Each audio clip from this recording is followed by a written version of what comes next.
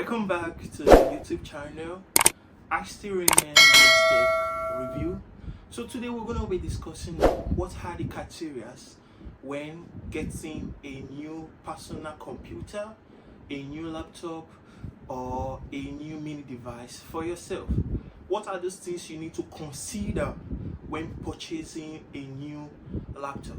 So I believe if you find this topic interesting, I just want you to subscribe, like, share, and comment. Like we said earlier, that we're going to be discussing on the criteria. What are those things you need to put in place when you want to purchase a new computer or a fairly used or a second-hand computer? We all know that in every administration or in every system, there are some key components one needs to check or one needs to know about. Number one, you have to be sure of the RAM. Like we have varieties of RAM. We have the DDR4, the DDR3, the DDR5 and 6, and so on and so forth. So you must be able to know, oh, did I want to use this laptop for my program into tech, or I just want to use it into non-techy aspects of it. So you must be sure of what is the capacity of the RAM or the computer RAM. You must be sure of the RAM. Like nobody's going for 8 gig anymore, 4 gig anymore. People are upgrading. So I believe if you want to get a good computer, aim from 12 gigabytes, 16 gigabytes, 32 gigabyte RAM. These are suitable for you. So number one, you must know the RAM size. What is the capacity of the RAM? Then number two, you have to know, be sure of the operating system in the computer. Like, how will you be using Windows XP in 2024? Using a Windows XP, using Windows 7, using Windows 8 operating system? Now, no, you must be sure of the operating system you want to use on your computer. Like, if I should suggest for you, I would suggest you should go for Windows 11, because that's what is on board now. For more than many years now, Windows 11 has been rolled out by Microsoft, and it has been fantastic. So you must be able to ensure the operating system you're using.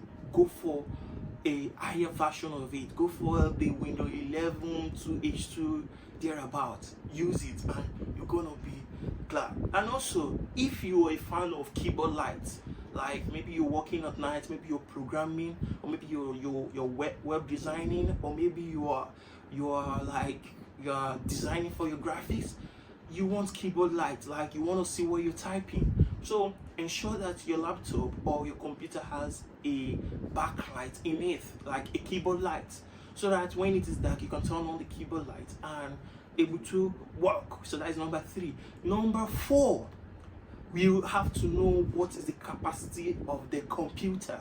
Like, what is the hard drive? What is the hard drive of it, or the SSD drive? So you must be sure of, oh, am I going for 256? Am I going for 512? Am I going for 1 TB? Am I going for 2 TB? So ensure that you have a higher memory space. Like your hard drive should have a large capacity. So either you're going for your DDD, HDD, which is your hard drive, or your SSD. So in 2024, I would advise you going or purchasing a new laptop or a fairly used laptop, ensure you go for an SSD drive. Guys, please ensure you go for an SSD drive. Don't go for an hard drive. Hard drive and SSD drive, we're going to discuss that in our next class. But for this class or for this discussion, I will want you to go with your SSD drive. That is, your SSD drive is faster. It makes your system more fast. When you power it on, it pick up very fast. So ensure you go for a good SSD drive, a laptop that has an SSD drive in it. I would suggest you go for 512 gigabytes. 512 gigabytes, 1 TB, 2 TB. Don't go for 128 or 256. you're gonna be complaining of memory storage at the maybe at the long run. Maybe your programmer or your website designer, like, you start complaining of memory space. So the best thing, either you hit the ball at the horn at the right time.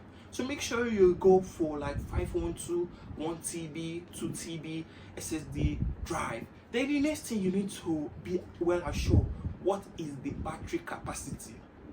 What is the battery capacity of this laptop I'm getting? Will this battery last me for maximum 6 hours, 4 hours? Not that you purchase a new laptop then you're getting maximum battery support of 2 hours, 1 hour.